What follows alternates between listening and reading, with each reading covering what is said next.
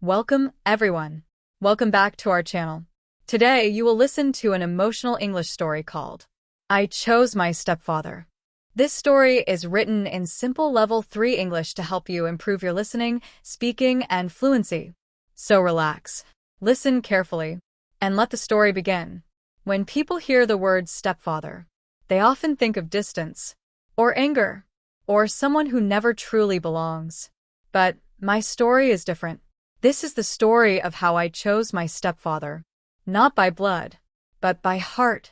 I was 9 years old when my parents separated. I still remember that day clearly. My mother sat beside me on the sofa. Her eyes were tired. Her voice was soft. She said, "Things will change, but I will always love you." At that age, I did not understand everything. I only knew that my home felt broken. After my father left, the house became quiet. Too quiet. My mother worked long hours. I stayed alone after school. Sometimes I ate dinner by myself. I miss my father, but I also felt angry. He promised he would visit, but many promises were broken. 2 years later, my mother told me she wanted to marry again. I did not say anything, but inside I was scared. I thought, will he replace my father? Will he be strict? Will he love me? My heart was closed. Then I met Ahmed, the man who would become my stepfather.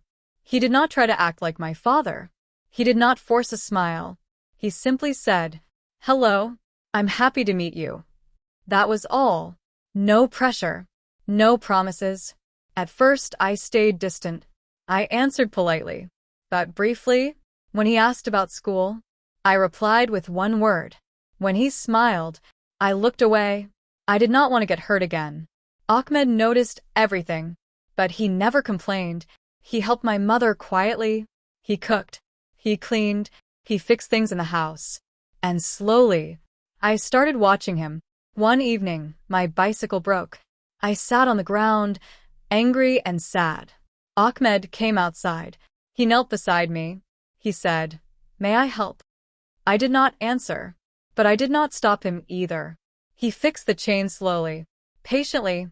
When he finished, he said, "Good as new," and walked away. That moment stayed with me. Months passed. Ahmed attended my school events. He clapped the loudest. He helped me with homework. Even when I made mistakes, he listened, really listened. Still, I kept my heart guarded. One night, I heard my mother crying softly. I stood outside her room. Ahmed was inside, speaking gently. "I know it's hard, but you are doing your best." His voice was calm, supportive. That night, something inside me changed. The real test came one winter evening. I was sick, very sick, high fever, weak body. My mother was stuck at work. Ahmed stayed beside me all night, changing towels, giving medicine, checking my temperature. He did not sleep.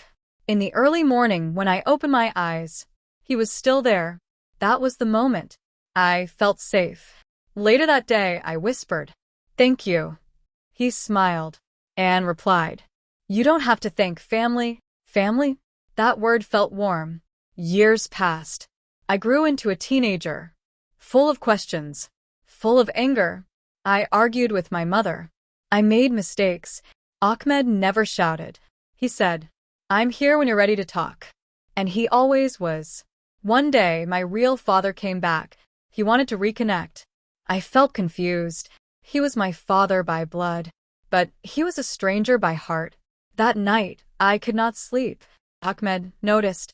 He sat beside me and said, "No matter what you choose, I respect it. No pressure, only understanding." That day, I realized something important. A father is not the one who leaves a memory, but the one who stays. Not the one who gives a name, but the one who gives time. At my school graduation, I looked into the crowd. I saw my mother, smiling with pride, and beside her, Ahmed, clapping, eyes full of tears. In that moment, I knew I did not inherit him. I chose him.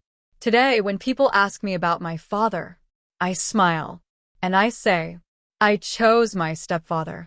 Bika. Use love is not about blood. It is about showing up again and again. Sometimes, family is not who you are born with. It is who stands beside you when life becomes difficult. Thank you for listening to this English story.